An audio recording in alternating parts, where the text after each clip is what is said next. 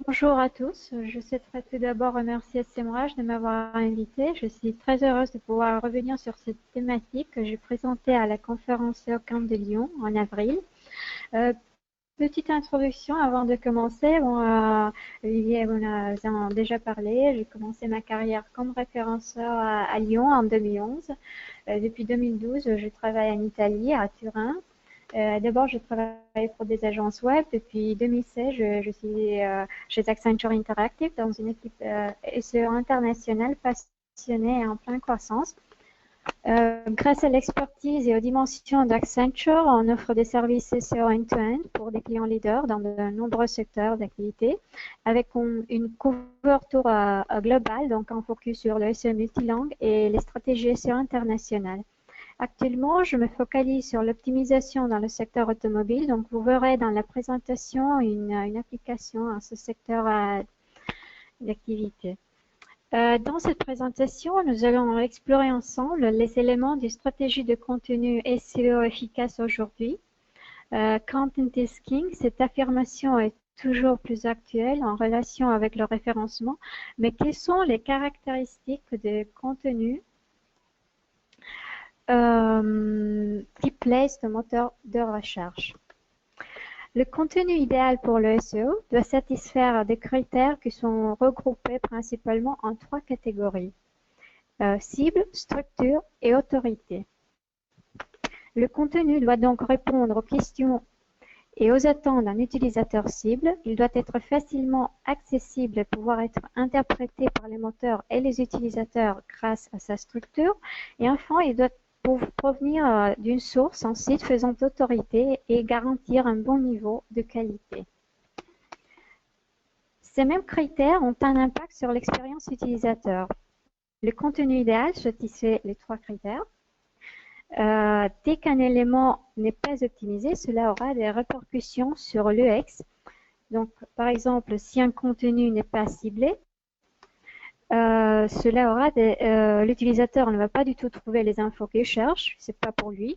Si le contenu n'est pas bien structuré, il ne sera pas accessible, l'utilisateur n'arrivera pas à trouver facilement ce qu'il cherche, c'est souvent le cas des sites des institutions. Enfin, si le contenu ne provient pas d'un site faisant autorité, l'utilisateur va se demander justement s'il peut avoir confiance dans la source. En matière de stratégie, les contenus doivent prendre en considération tous ces trois aspects. Ils doivent être ciblés, personnalisés pour chaque phase du parcours client et adaptés aux personas. Ils doivent être structurés, avoir une forme compréhensible pour les moteurs et les utilisateurs. Et enfin, en ce qui concerne l'autorité, il faut travailler sur le développement d'un profil de lien de qualité et surtout sur la reconnaissance de la marque que les moteurs doivent arriver à associer au produit ou au secteur d'activité d'un site. Tout d'abord, on va regarder le cible. Idéalement, le contenu ciblé doit accompagner de manière efficace les personas pendant toutes les différentes phases du parcours client, la découverte, l'évaluation, décision ou achat, la fidélisation, en leur offrant des informations personnalisées. Il existe donc une double personnalisation des contenus en fonction de personas. Premièrement, au niveau de l'expérience utilisateur, registre, ligne éditoriale, design web, tous ces éléments doivent être cohérents avec le persona pour toutes les phases du parcours client. Par exemple, il faut penser à une expérience utilisateur cohérente avec le persona d'un homme d'affaires ou d'une étudiante, d'un père, mère de famille, etc.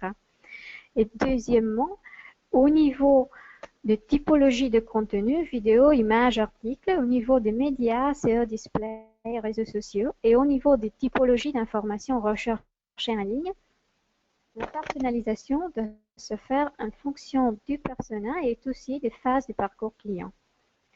Ensuite, on verra une application de ces notions au secteur automobile. Tout d'abord, le parcours client générique qui va être personnalisé ultérieurement en l'adaptant aux différents personnages.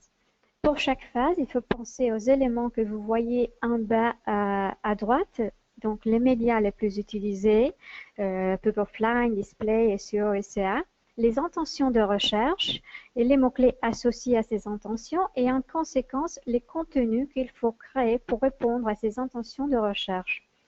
Tout d'abord, dans la phase de découverte, les médias les plus importants de gauche à droite, ils sont représentés de l'extérieur vers l'intérieur, sont la pub offline, le display, SEA et un peu moins le SEO.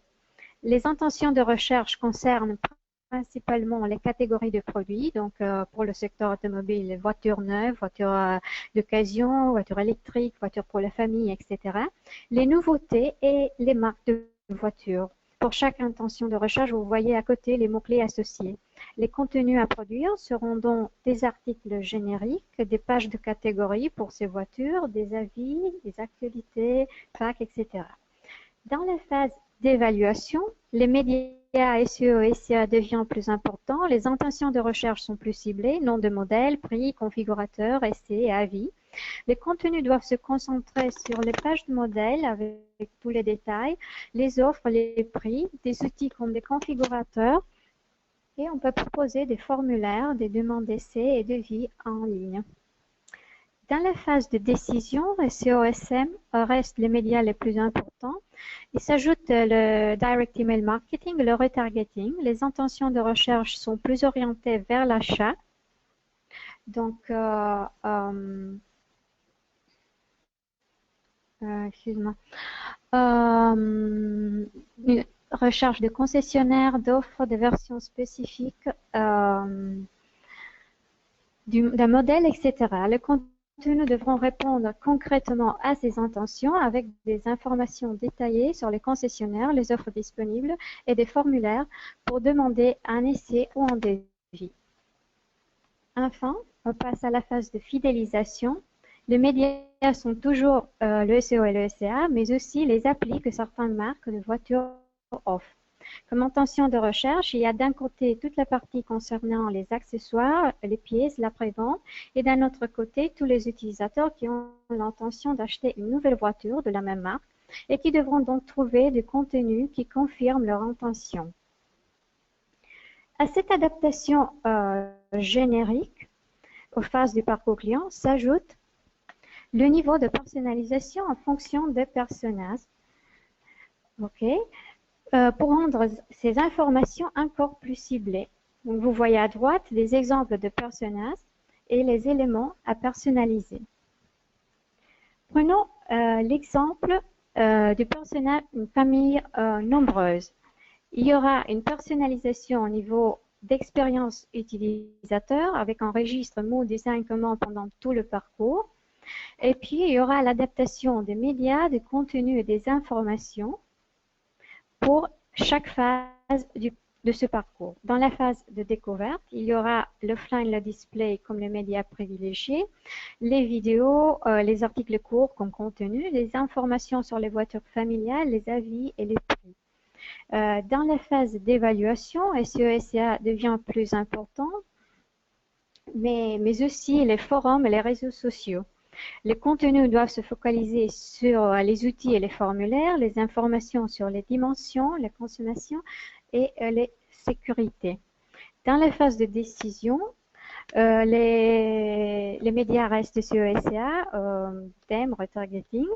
On peut continuer à proposer des outils et des formulaires. Pour les informations, les offres et les primes à la casse peuvent être intéressantes pour une famille. On peut déjà proposer les services après-vente.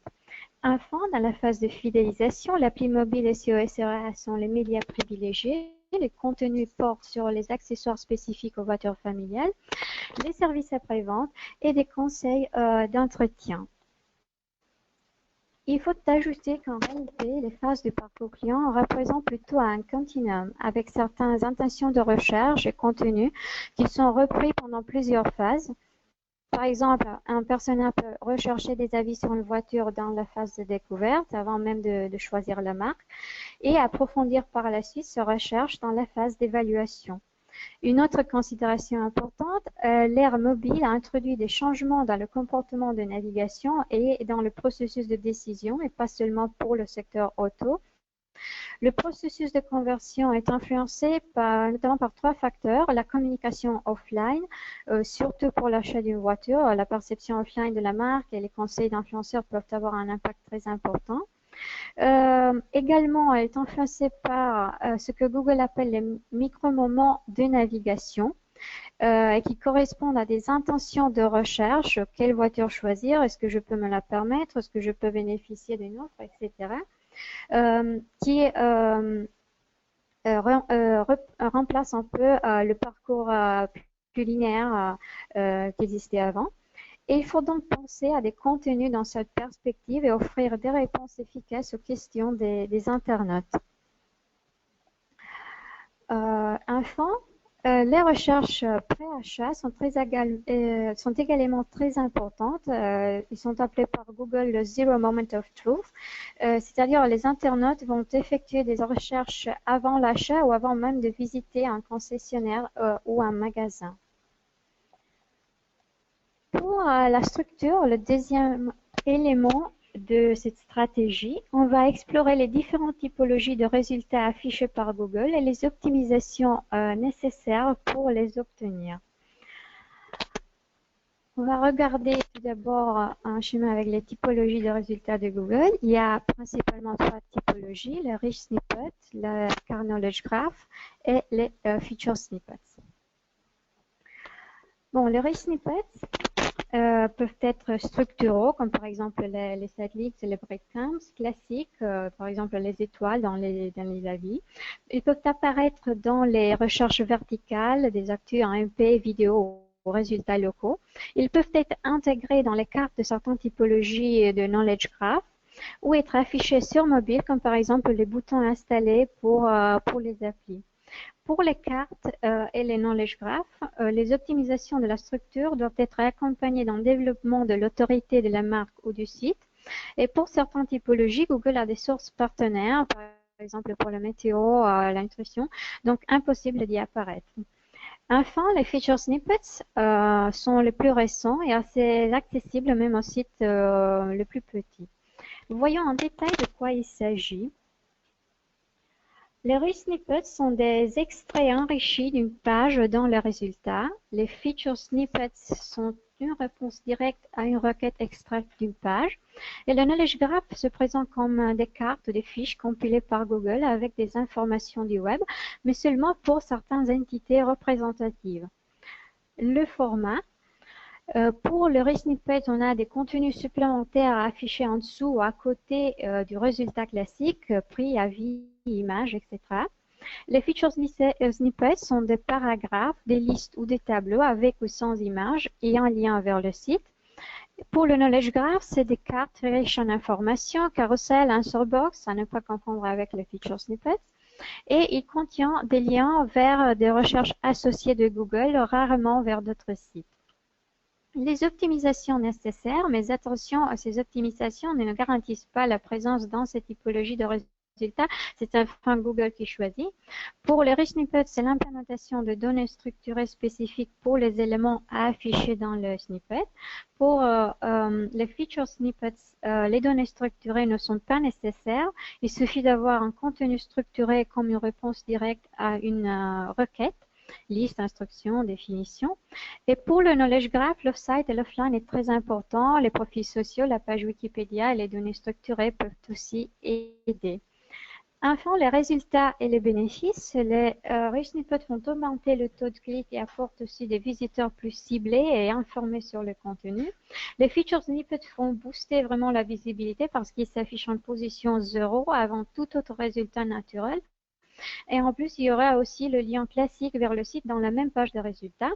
Pour le knowledge graph, il y a moins de liens vers le site, mais il reste un signal d'autorité très important. Il existe aussi la possibilité d'intégrer certaines actions comme la réservation ou l'achat pour certaines typologies de knowledge graph. Quelques détails sur les typologies les plus importantes. Pour le sitelinks, il n'y a pas d'optimisation spécifique, même la possibilité de rétrograder des sitelinks en utilisant Search Console a été éliminée en octobre 2016. Il suffit d'avoir une structure claire et un bon maillage interne, mais c'est enfin Google qui choisit les sitelinks, leur nombre et format.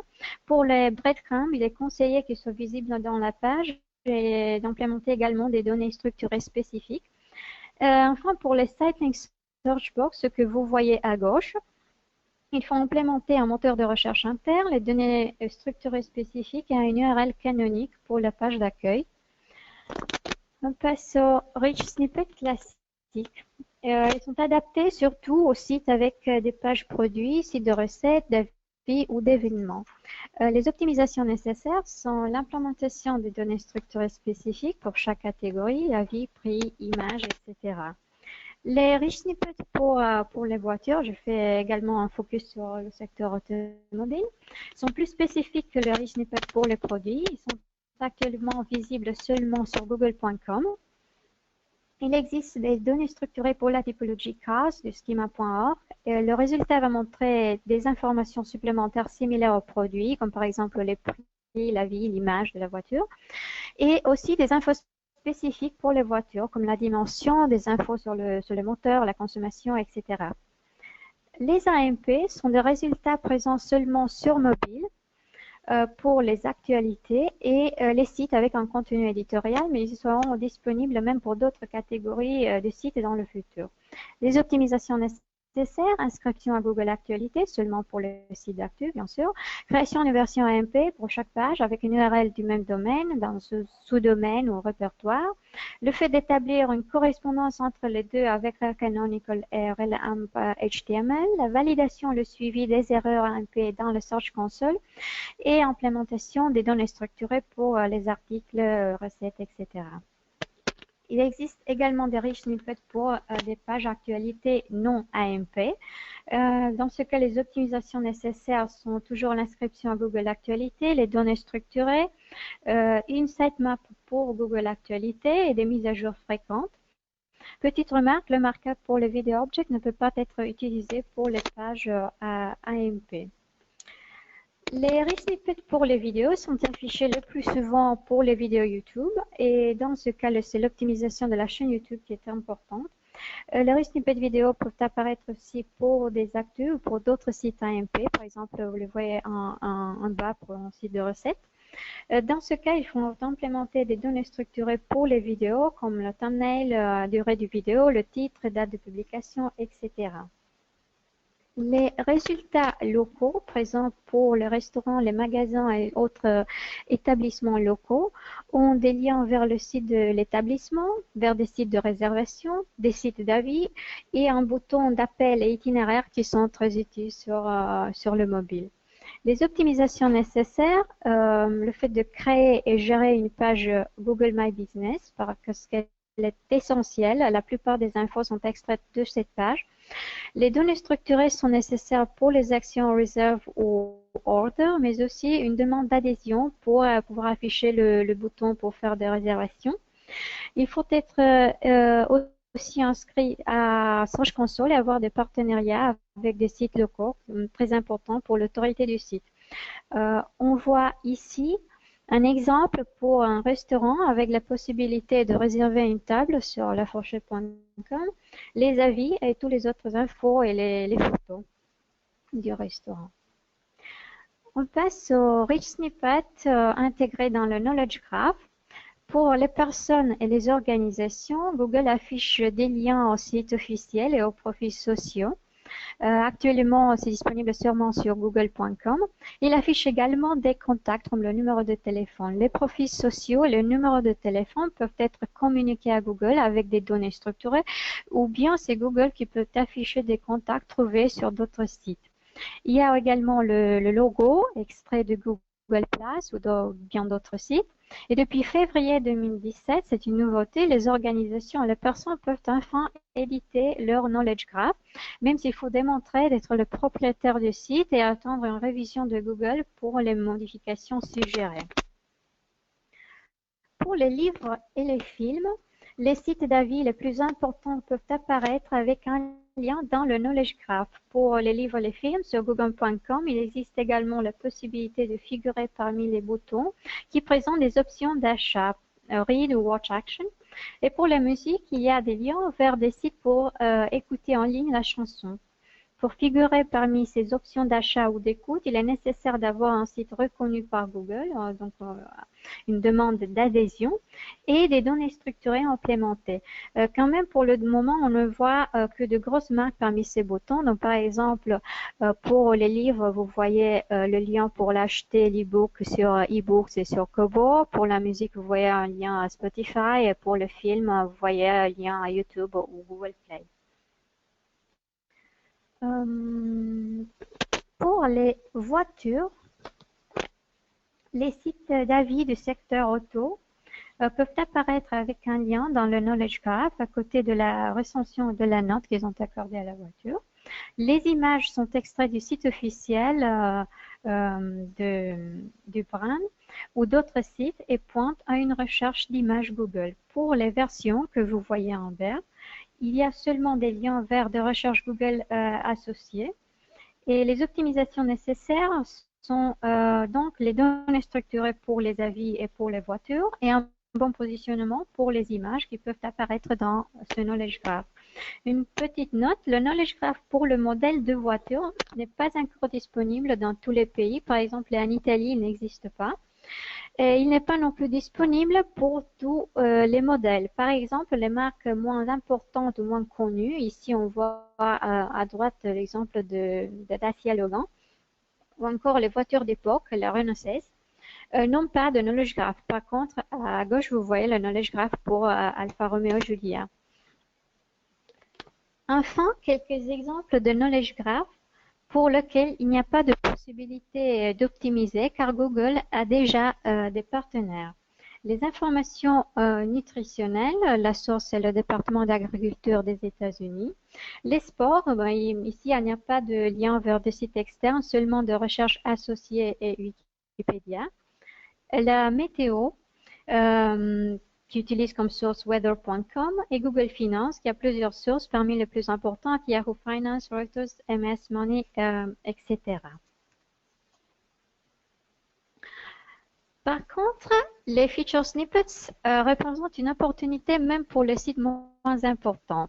Les feature snippets aux position 0, on va regarder quelques statistiques pour cette position 0 qui s'affiche avant tout autre résultat naturel, juste après les annonces AdWords s'ils sont présents. La grande majorité de feature snippets a le format de paragraphe, 82%. Les listes et les tableaux représentent moins de 20%. Très intéressante l'évolution du pourcentage de feature snippets dans les résultats de Google. Ils ont eu vraiment une croissance impressionnante de 300% depuis 2015. Il arrive aujourd'hui à apparaître dans 15% des résultats de recherche. La croissance des feature snippets est dépassée uniquement par les People Also Ask, avec une croissance de 1600% et apparaissent aujourd'hui en 23% des résultats Google. Les People Also Ask, ce sont des questions associées visibles sur google.com qui sont affichées très souvent en dessous des feature snippets et présentent aussi des extraits similaires aux feature snippets avec des liens vers d'autres sites. Les sites dans le top 5 ont plus de possibilités de se positionner avec des feature snippets, 81% ici. Et ces résultats sont une réponse à la tendance conversationnelle liée à la croissance des requêtes vocales, toujours plus utilisées et pas uniquement par les très jeunes. On estime que les recherches vocales vont arriver de 20% actuellement à 50% de recherche en 2020. Quels sont les bénéfices? Bon, plus de visibilité par rapport à tout autre résultat, même les AMP et le Knowledge Graph, avec des taux de clics très importants, donc plus de trafic. Enfin, les feature snippets sont interprétés par les utilisateurs un peu comme le Knowledge Graph. Si votre site en a un, cela signifie qu'il est important, donc ça vous donnera plus d'autorité. Quelle stratégie adopter pour avoir des feature snippets? Il faut identifier les opportunités en analysant la typologie de vos contenus et les recherches susceptibles de générer des feature snippets pour votre site. Ensuite, il faut adapter ou organiser les contenus en faisant attention à la structuration. Paragraphe, liste, une page correspond à une réponse, c'est ça la règle principale. Et on voit enfin des outils Insert the public, il donne tous les questions ou associations de termes pour un mot-clé. Et bien sûr, SEMrush pour vérifier si vous ou si votre concurrent, vous avez des feature snippets. C'est très utile et très pratique également. Et Search Console qui permet de voir combien d'impressions et de clics ont généré ces feature snippets. Les feature snippets structurés comme paragraphes peuvent être affichés comme réponse à une requête générique. Dans l'exemple, il s'agit du mot-clé SUV, ou à des questions plus spécifiques qui commencent par où, quand, combien, etc. Les feature snippets sont affichés seulement pour les questions qui ne trouvent pas de réponse dans le knowledge graph. Très important ça. Par exemple, quelle est la distance de la Terre à la Lune affichera un answer box extrait de la fiche knowledge graph qui contient cette information. Optimisation nécessaire, une définition claire d'environ 450 mots. Le maximum affiché par Google est d'environ 97 mots, mais il coupe les définitions plus longues de 40 mots, et en donnant ainsi envie de visiter le site pour tout lire. Donc, si vous créez une définition qui dépasse déjà les 40 mots, vous avez les clics assurés. La définition doit utiliser la balise P, paragraphe. Les mots-clés de la question doivent être présents dans le H1 et le titre de la page et dans la définition. Et bien sûr, toutes les autres optimisations sont nécessaires afin de se positionner dans le top 5, qui est un critère, comme on l'a vu, important dans la sélection de feature snippets. Pour les images, on conseille un format de 900 par 505 que Google va ensuite réduire. Il existe également des feature snippets sous forme de liste ou tableau. Ils sont affichés comme réponse à une requête qui comporte l'énumération de plusieurs étapes, instructions ou d'un classement. Ici, on voit à gauche la voiture plus rapide du monde, combien coûte Renault Clio sur Google Italie, et puis comment changer une roue. Les optimisations nécessaires, utilisation des balises UL ou OL pour la liste et de la balise table pour les tableaux, utilisation des mots-clés de la demande dans le H1 et les titres, et bien sûr toutes les autres optimisations classiques. Pour se faire une idée sur la longueur, Google affiche en moyenne 4 éléments et 10 mots par élément pour les listes et 4 lignes et 3 colonnes pour les tableaux. Pour conclure sur la structure, on remarque une évolution dans les typologies de résultats de Google qui s'adaptent au comportement de recherche et notamment à la recherche vocale conversationnelle. Il y aura toujours plus de résultats permettant d'obtenir plus de visibilité par rapport à un snippet classique. Et certaines typologies de ces résultats privilégiés sont plus influençables par les optimisations structurelles, comme par exemple les feature snippets, tandis que d'autres, comme le knowledge graph, demandent une autorité ou importance de l'entité et ne peuvent pas être modifiés que très difficilement avec des suggestions à Google. Enfin, le troisième élément de notre stratégie, l'autorité.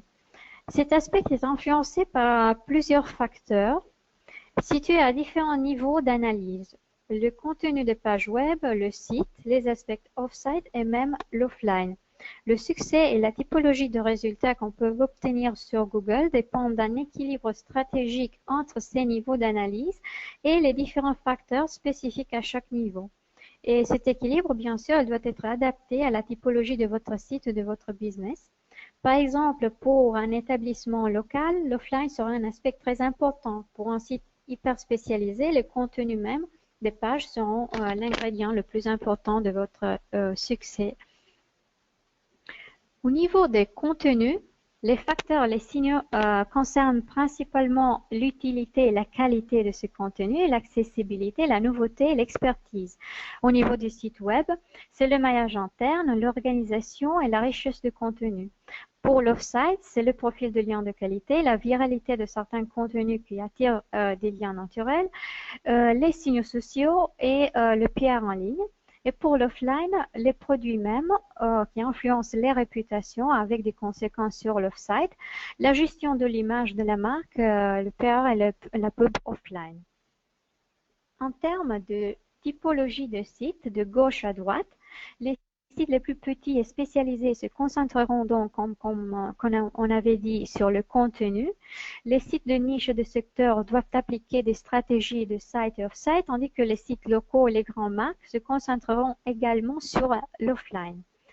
Et en termes de requêtes et typologie de résultats, pour lequel ces sites sont susceptibles de se positionner, on passe de la longue traîne en haut à gauche avec des résultats classiques ou feature snippets pour le petit site, à des recherches de niche de secteurs qui se positionneront avec des feature snippets et rich snippets et résultats pour les verticales, pour arriver à des recherches génériques qui se positionneront dans le knowledge graph et les résultats locaux pour les grandes marques et ou les sites locaux.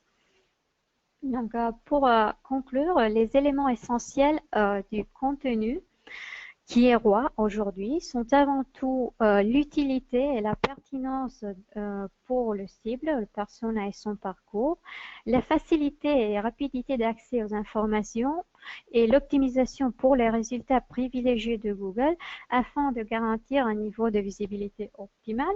Enfin, un niveau général de qualité du contenu et du site, mieux encore si garanti par une marque reconnue par le moteur. Je vous remercie et j'attends vos questions.